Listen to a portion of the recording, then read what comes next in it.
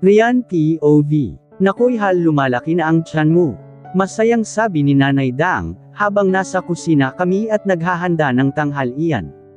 Mamaya lang ay uuwi na si Tatay Teban galing sa taniman niya. Oo nga po nanay, sabi ko habang hinihimas ko ang tiyan ko. Isang buwan na din ako dito sa kanila, pero hanggang ngayon ay wala pa rin akong maalala tungkol sa pagkatao ko. Sa isang linggo, sasamahan ka namin ng tatay mo sa center.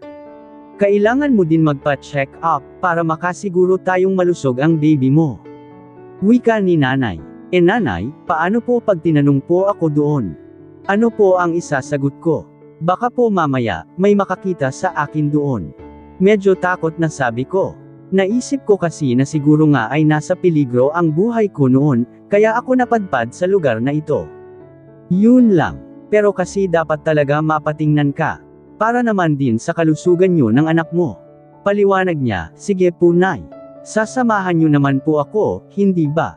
Abay oo naman. Magagawa ba kitang pabayaan? Sagot naman ni nanay, kaya kahit papano nakaramdam ako ng kapanatagan. Ilang saglit pa ay dumating na si Tatay Teban. Nakaluto na ba kayo? Tanong nito. Nagmano ako dito pagkatapos ay nagsimula na akong maghain. Gutom na gutom ka ata. Natatawang tanong ni nanay dito. Nakaramdam ako bigla ng sakit ng ulo. Nasa po ko iyon, kaya nabitawan ko ang hawak kong plato. Mabuti na lang at hindi iyon babasagin. Anak, ayos ka lang ba? Dinaluhan agad ako ni tatay at nanay. Halika dito, maupo ka.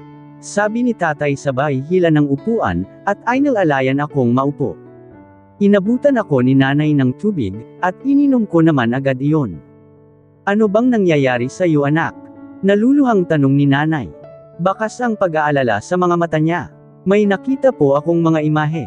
Hindi po malinaw, pero ganito po. Naghahain po ako, may isang lalaki at bata. Isang babae at isang lalaki, kwento ko sa kanila, habang inaalala ko ang nagdaang imahe sa utak ko. Nako, baka naman bumabalik na ang alaala mo anak. Masaya namang sabi ni nanay. Siya, huwag mong pilitin at baka sumakit lalo ang ulo mo, sabi ni Tatay Teban. Makakaalala ka din sa tamang panahon, at sa kalooban ng Diyos. Niyakap naman ako ni nanay habang hinihimas ang likod ko. Magsabi ka kung may masakit sa'yo. Ang tiyan mo hindi ba masakit? Pinakiramdaman ko yun pero wala naman akong naramdamang kakaiba, liban sa kirot ng ulo ko, na unti-unti naman nang nawawala. Nang mahimasmasan ako ay kumain na kami ng tanghalian. Kahit papano ay nakaramdam ako ng saya. Sana nga ay maalala ko na ang nakaraan ko, dahil hirap din akong manggapa. Mahirap ang hindi mo alam kung sino ka at kung saan ka nagmula. Kung may pamilya ba akong nag-aalala para sa akin? Gusto ko sanang ipa-check up ang batang ito sa center, Teban. Lumalaki na ang tiyan niya, at kailangan din siyang mabigyan ng mga bitamina. Paglalahad ni nanay kay tatay. Wala namang problema doon, Dang. Kaya lang kasi nag-aalala ako. Baka mamaya isipin pa nila na kinidnap natin siya. May pag-aalala naman sa boses ni tatay. Nay, tay, ayos lang naman po ako. Sa tingin ko naman, kakakain ko ng gulay at prutas ay malusog ang anak ko. Ayoko po na mapahamak pa kayo kung sakali, sabi ko naman dahil naiintindihan ko ang takot ni tatay. Pasensya ka na anak, pero hayaan mo at gagawa ako ng paraan, para kahit papano ay makainom ka ng mga bitamina, pangako ni tatay, kaya hinawakan ko agad ang kamay niya. Ayos lang po talaga ako tay. Huwag na po kayong mag-alala. Sabi ko naman dito. Sobra-sobra na po ang nagawa niyo para sa akin. Sinabihan ko sila nanay at tatay na magpahinga na sa kwarto, at ako nakako ang baalang magligpit sa kusina. Ayaw pa ni nanay pero sinabi ko naman na ayos na ako, at hindi na sumasakit ang ulo ko. Matapos kong magligpit, ay nagpahangin muna ako sa labas. Walang kapitbahay sila tatay at nanay. Mas pinili daw nilang manirahan sa gilid ng bundok dahil mas tahimik daw. Si Arthur naman ay lingguhan kong umuwi, dahil sa Maynila ito namamasukan. Hindi na ito nag-aral at nagtapos lang ng high school, dahil na rin sa hirap ng buhay. Mas pinil na nitong kumayad para sa pamilya niya. Kaya nga nahihiya ako, dahil nakadagdag pa ako intindihin nila, pero palagi naman akong pinapagalitan ni nanay pag binabanggit ko iyon. Para daw sa kanila, anak na babae na ang turing nila sa akin. Naupo muna ako sa bangko, at pinagmasdan ang mga tanim ni tatay sa malayo. Malamig ang kamay ni tatay, dahil hitik ang mga ito at malago. Lumapit pa ako sa gilid hanggang sa nakaramdam na naman ako ng pananakit ng ulo. Napaatras ako at naupo muli sa bangko. Tumatakbo ako. May humahabol ba sa akin? Pinilit ko ang mga mata ko para may makita pa, pero wala na.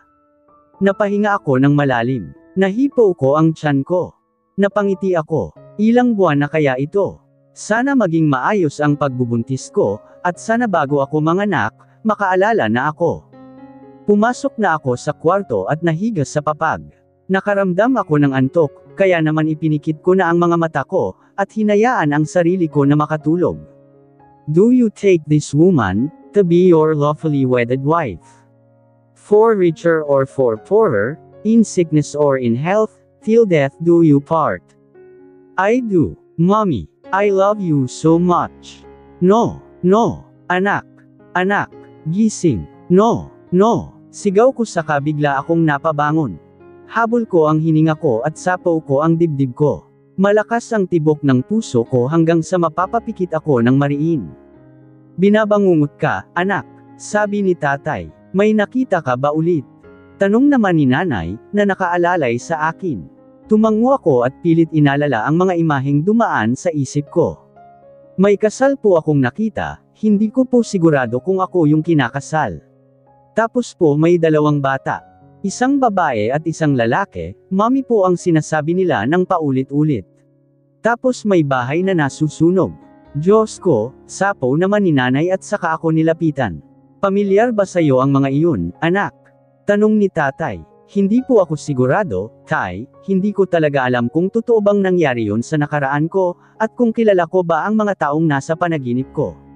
Magdasal lang tayo, anak. Pasasaan ba't lilinodin ang lahat? Sabi naman ni nanay hinayaan muna ako nila nanay at tatay na magpahinga. Malapit na namang matapos ang isang araw. Gaya ng payo ni nanay at tatay, palagi akong nagdarasal para sa sarili ko. Para makaalala na ako at makabalik na sa dati kong buhay. Gaya ng nakasanayan, maaga kaming naghapunan. Wala kasing kuryente dito, kaya mahirap kumain, na gasera lang ang gamit. Pagkatapos kumain ay nagpunta muna kami sa maliit na sala. Nagkakape sila habang ako ay gatas ang iniinom. Ayaw ni tatay na hindi ako iinom ng gatas. Dagdag gastos pa ito sa kakarampot na kita ni tatay, pero isinisingit pa rin niya para maibili ako. Sobrang swerte ko sa kanila, dahil kahit hindi nila ako kano-ano nakukuha nila akong mahalin at pagmalasakitan. Bakit po pala wala pa si Arthur? Di ba po Sabado ngayon? Tanong ko nang maalala ko ang anak nila. Oo nga, Teban. Wala bang paabi sa iyo? Tanong naman ni nanay. Wala namang pinagbilin. Baka naman busy lang sa trabaho kaya ganon, sagot ni tatay. Baka nga, kumbinsidong sabi ni nanay. Ano po kaya ang buhay ko dati? Buntis po ako ngayon. May asawa po kaya ako. Magulang, kapatid. Biglang tanong ko sa kanila, gaya ng sabi ko sa'yo, antayin lang natin. May plano ang Diyos kaya nangyayari ang lahat ng ito. Sabi naman ni tatay, ang mahalaga, ligtas ka dito. Kung talagang nasa panganib ang buhay mo, ligtas ka dito. Hindi ko hahayaang masaktan kanila, dagdag pa ni tatay. Hindi ko mapigil ang maiyak sa sinabi nito.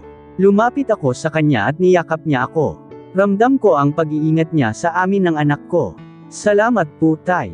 Humihikbing sabi ko. Mas nagpapasalamat ako sa iyo anak. Dahil sa iyo, sumaya uli ang buhay namin ng nanay mo. Kaya ang hiling ko lang, kung sakaling makaalala ka na at makabalik sa dating buhay mo, huwag mo kaming kakalimutang dalawin dito ha. Tumango ako habang nakayakap pa rin kay tatay. Pangako po tay. Sagot ko. Dapat lang, gusto ko makilala ko ang apo ko. Nakatawa namang sabi ni nanay, kahit pahalata namang umiiyak din ito. Hinipo pa nito ang tiyan ko. Nako panigurado. Kung hindi gwapo, maganda ang apo natin Teban. Dagdag pa ni nanay. Aba syempre naman. Mana sa nanay niya. Nakatawa namang sabi ni tatay. Ilang sandali pa kaming nagkwentuhan, hanggang magyaya na si tatay matulog. Maaga na naman itong pupunta sa taniman para magdilig. Matulog ka na, anak. Huwag ka magpuyat. Bilin pa ni tatay sa akin. Opo, tay. Magalang na sagot ko sa kanya. Nathan POV. Isang buwan na at hanggang ngayon wala pa rin kaming balita kung nasaan ni Ryan. Pati ang organisasyon na kinabibilangan niya dati, at hindi matukoy kung nasaan siya. Halos mapatay ko si Floyd nang mahuli siya nila Zeus, pagkatapos ng ginawa niyang pagtatangka sa buhay ng mag-iina ko. Tahimik lang niyang tinanggap ang lahat ng suntok at mura ko sa kanya. Wala din siyang idea kung nasaan si Ryan, dahil nanlaban daw ito at natakasan siya. We could not track her, dahil ipinasa niya pala kay Megan ang tracker na ibinigay ni Nadia sa kanya. Halos manlumo ako nang makita ko ang nasusunog na bahay. I first thought that my kids ang Ryan is inside. Pinigilan lang ako ni Zeus, at ng mga kaibigan ko na pasukin ang bahay, dahil baka pati ako mapahamak. Napaupo na lang ako at napaiyak, sa maaring sinapit ng mag-iina ko. Not until Nadia said, that may nasasagap siyang signal sa tracker ni Ryan. Agad namin iyon sinundan, at nakita ko na nagtatago sa likod ng isang batong malaki ang kambal. Mitchell was hugging her sister habang may hawak na kahoy. He is protecting her sister. Daddy, sigaw ng dalawa nang makita ako. Megan cried and cried. Hinahanap niya ang mommy niya, so ibig sabihin, hindi siya kasama ng kambal. Mitchell told us everything. Kung paano sila palihim na kinaligan ni Ryan, at inutusang tumakbo palayo sa bahay gamit ang backdoor. Nayakap ko ang mga anak ko. I'm so happy that they are safe, pero si Ryan, hindi ko pa makita. Agad kaming lamarga para hanapin ang taong may gawa nito. Nadia managed to track Ryan's phone, at inabutan nga namin si Floyd sa gawing antipolo. I almost killed him kung hindi ko lang napigilan ang sarili ko. Wala kayong utang na loob. Pareho ka din ng ama mo at kapatid mo. Bulyo ko dito pero nanatili siyang tahimik. He doesn't look sorry for what he did. Kinuha siya ng grupo ni Zeus, dahil galit na galit ito sa ginawa ni Floyd. Alam kong hindi ibibigay ni Zeus sa mga pulis si Floyd, at wala na akong pakialam doon. Isang buwan na pero wala pa rin kaming balita kung nasaan ang asawa ko. As time passes by, pakiramdam ko unti-unti akong namamatay. Kung hindi lang sa kambal na umaasa sa akin, baka matagal na akong bumigay. Mama Annabel and Yaya Victoria stayed in the mansion, para may titingin sa kambal habang umaalis ako at naghahanap. Nagpadala din ng tao si Zeus doon, para maging bantay dahil pati si Nadia at Tanya ay involved na din sa paghahanap. Wala pa ring balita. Malungkot na tanong ni Aljan sa akin. My friends are always there to help too. Palagi din silang dumadaan sa opisina pag nandito ako, dahil hindi ko din naman pwedeng pabayaan ang kumpanya. Negative, may kiling sagot ko. I felt the pain in my heart thinking that she is out there, pregnant with our babies at nag-iisa lang. I just hope na may mabuting puso na kumupkup sa kanya at inaalagaan siya. Don't lose hope, bro. Mahahanap din natin si Ryan. Marami ang kumikilos kaya maghintay-hinti lang tayo. Sabi ni Franco, Megan and Mitchell is suffering so bad. Naiiyak kong sabi. They cannot cope with the fact that Ryan is missing, at baka hindi na makabalik. Lumapit si Kenneth at tinapik ang balikat ko. Makikita natin siya. Believe in it. Huwag kang mawalan ng pag-asa. Narinig ko ang intercom, at sinagot ko agad yun. Mabilis na nagsalita si Teresa at hindi ko maintindihan iyon. Calm down, Teresa. Ano ba yun? Sabi ko dito. Narinig kong binaba niya ang phone at saglit lang ay bumukas ang pinto ng office, without her knocking. She was nervous and trembling. Sir, may tao po sa reception. A certain Arthur Kapinpin po. Hinahanap po kayo at gusto daw kayong makausap tungkol kay Madam Ryan. Agad akong napatayo sa narinig ko. Legit ba yan? Baka mamaya kagaya lang yan nung mga nakaraan, na nagsabing nakita si Ryan. Mga fake naman pala, at gusto lang makakuha ng pera. Mainit ang ulo ni Rickson dahil kagaya ko, hindi pa rin niya nakikita si Maxine. Hayaan mo na, bro. Malay mo naman tunay na, kontra ni Aljan.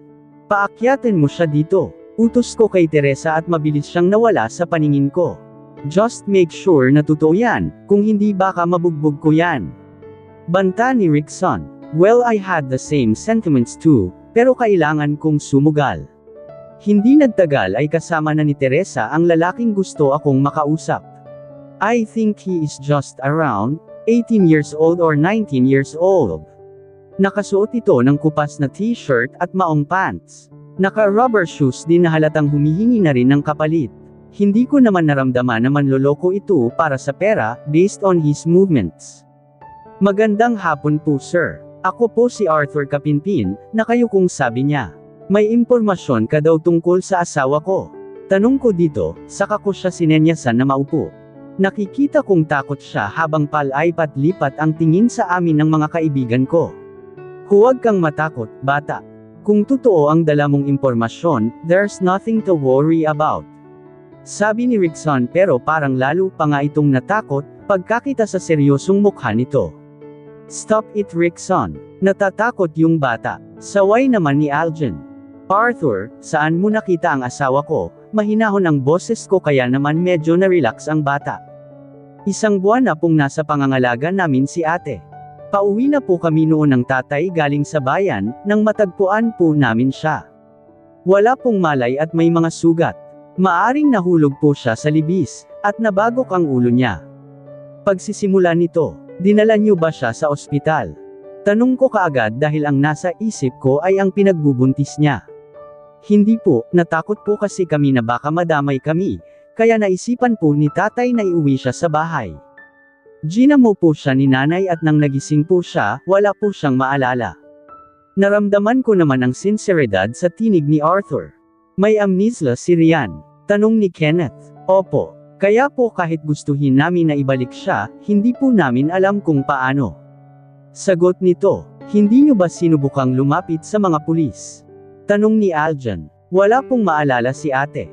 Natakot po kami para sa buhay niya, kaya mas pinili namin siyang itago hanggang sa maibalik ang alaala niya. Ang tingin po kasi namin, may humahabol at nagtangka sa buhay niya. Paano po kung makuha ay siya ng taong gustong manakit sa kanya, gayong wala siyang maalala? Paliwanag nito sa amin. Naisip ko na may punto din naman siya. Kalat sa internet at social media ang tungkol sa pagkawala niya. Bakit ngayon ka lang lumapit? Wala ka bang cellphone? Sita ni Franco dito pero natawa lang ng pagak ang bata. Matinong damit nga sir, hindi ako makabili, cellphone pa. Para po sa mahirap na kagaya ko, mas uunahin ko po ang makatulong sa magulang ko kesa sa luho. Hindi ko maiwasang hanggan ang bata na ito sa mga naririnig ko sa kanya. So paano mo nga nalaman? Tanong ko uli. Kahapon po kasi, may nagpa-deliver ng pagkain sa hotel, at ako po ang nakapagdala. Medyo natagalan po kaya pinatambay po muna ako nung guard sa lobby. Doon ko po nakita ang picture ng babae na kamukhang kamukha ni ate. Kwento nito, oh my God, bro totoo na ito, hindi na ito peke. Masayang sabi ni Aljan, and I felt that too. Nagtanong-tanong po ako doon, at doon ko nga po nalaman na kayo po ang asawa niya, at matagal nyo na siyang hinahanap, kaya nag-ipon po ako ng lakas ng loob para makausap po kayo. Natahimik ang lahat. Sa puso ko, alam ko na nagsasabi ng totoo ang batang ito. That he is not after the reward that I am willing to give for any information. Sir, may isa pa po, sabi ni Arthur, kaya agad akong napatingin dito. Buntis po si ate. Maswerte daw po siya sabi ni nanay, kasi kahit nahulog siya ay hindi napaano ang bata sa tiyan niya. Inalagaan po siya ng Panginoon. Sa sinabi nito, ay agad akong tumayo at nilapitan si Arthur. Napatayo din ito at marahil ay nagulat sa bigla kong paglapit. Sir, nakikiusap po ako. Huwag niyo pong kasuhan ang magulang ko. Ako na lang po. Wala po kaming masamang intensyon sa asawa niyo. May sasabihin pa sana ito, pero agad ko siyang niyakap. My heart is overflowing with so much joy. Sa wakas, makikita ko na ang asawa ko. Salamat Arthur. Maraming salamat. Bulong ko dito. Pwede mo ba akong samahan sa kanya? Tumango ito at napangiti na din. Salamat po sa tiwala niyo sir. Tara na po, puntahan na po natin si ate. Sana po maalala kanya. Masaya na ang boses nito, at halatang nabunutan na ng tinak sa dibdib. Pinahanda ko ang chopper para mas mabilis kaming makarating kina Arthur. Tumulak na kami sa helipad ng building, at tila pa nga nag-alangan si Arthur. Hinawakan ko ang balikat nito at sinabing safe ito, at kahit alanganin siya ay lakas loob itong tumango. Rian POV. Nakaupo ako sa labas ng bahay ng hapon na iyon. Kakatapos lang namin magluto ni nanay, at namahinga muna kami bago magtanghalian. Hinihimas ko ang tiyan ko. Sabi ni nanay, malaki daw ito, pero hindi naman masabi kung ilang buwan na nga ba. Iniisip ko na sana magbalik na ang alaala ko, dahil nung mga nakaraan ay panay ang pagsingit ng mga mumunting alaala sa isipan ko. Hindi nga lang ito malinaw, pero umaasa ako na sana maging maayos na din ang lahat. Patayo na sana ako nang matano ko si Arthur na paakyat sa daang ginawa ni Tatay Teban. Nay, Tay, umuwi na po si Arthur. Masayang tawag ko, ano ba kamo? Sabi ni tatay na lumabas na din mula sa kubo. Si Arthur po paparating. At may mga kasama po siya. Ulit ko dito. Lumabas na din si nanay at tinanaw ang daan. Abay, oo nga. Batang yan. Bakit biglang umuwi Martes pa lang naman ngayon? May pagtataka sa tinig ni nanay. Nang makalapit na sila ay naagaw ang pansin ko sa lalaking nasa likod ni Arthur. Nagulat ako sa biglang pagtibok ng puso ko nang magtama ang paningin namin. Baby, anito sabay lapit sa akin at agad akong niyakap. Aba teka lang, pumagitna si tatay at hinawi ang lalaki na yamakap sa akin. Sino kayo? Anong ginagawa niyo dito? Matapang na sita ni tatay sa mga bagong dating. Tay, siya po si Sir Nathan Escalantes. Siya po ang asawa ni ate. Pigil naman ni Arthur kay tatay. Asawa, gaano ka naman nakakasiguro na siya nga ang asawa ng ate mo? May pagdududang tanong ni tatay, at saka ako nilapitan. Nakikilala mo ba yan anak? Sabi nito sa akin. Napatingin ako sa mga lalaki, pero wala talaga ako makilala kahit isa sa kanila. Dang! Tawag nito kay nanay. Ipasok mo muna siya, kakausapin ko lang ang mga dayo na ito. Anak, halika muna sa loob.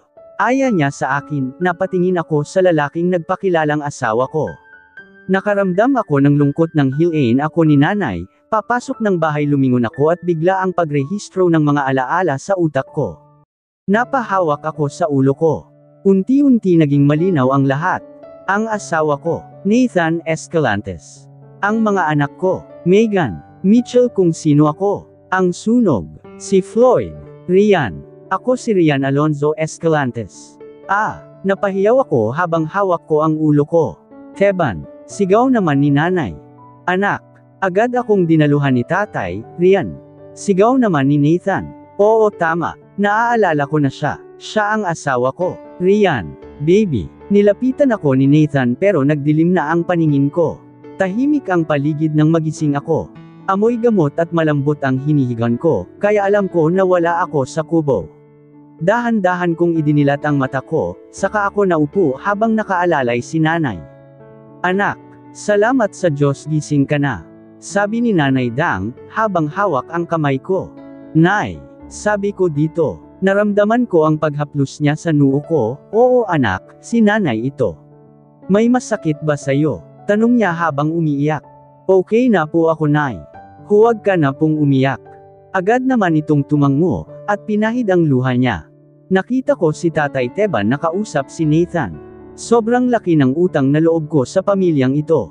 Napakabuti ng mga puso nila. Tay, tawag ko dito at lumingon ito sa akin. Dali-dali siyang lumapit at hinawakan ang kamay ko. Maayos na ba ang poldramdam mo? Magsabi ka kung may masakit sa'yo. Nag-aalala ang tinig ni tatay. Ayos na po ako. Salamat po. Sagot ko para mawala ang pag-aalala niya. Anak, nandito na ang asawa mo. Nakausap ko na siya at napatunayan ko na hindi siya masamang tao. Mas makakabuti kung sasama ka na sa kanya para mas maalagaan ka. Nakita ko ang lungkot sa mga mata ni tatay. Alam kong napamahal na sila sa akin, at ganun din naman ako sa kanila. Tay, sasama ho ako kung kasama ko kayo ni nanay. Nagulat sila sa pasya ko, pero umiling si tatay. Anak, hindi naman pwede yon. Isa pa, alam ko na dadalawin mo naman kami paminsan-minsan, sagot niya sa akin. Hindi po ligtas ang lugar ng bahay natin tay. Isa pa gusto ko pong mag-aral uli si Arthur. Alam ko na tutulungan siya ni Nathan, pangungumbinsi ko sa kanila. Matagal na panahon na silang naghihirap, at gusto ko, ay makaramdam naman sila ng ginhawa sa buhay. Nakakaalala ka na? Tanong ni tatay at tumango ako. Kanina lang po nang makita ko ang asawa ko, nagbalik lahat ang alaala ko. Salamat sa Diyos. Masayang sabi ni nanay. Lalabas muna kami. Tawagin mo na ang asawa mo. Kanina pa malungkot yun. Akala niya hindi mo talaga siya naaalala. Sabi ni tatay. Mag-uusap po uli tayo mamaya ha. Habol ko kay tatay at tumango naman ito. At dito na po nagtatapong kabanata ng ating kwento. At sanay muli niyo po akong samahan sa mga susunod pang kabanata. Maraming salamat po. Ingat po tayong lahat.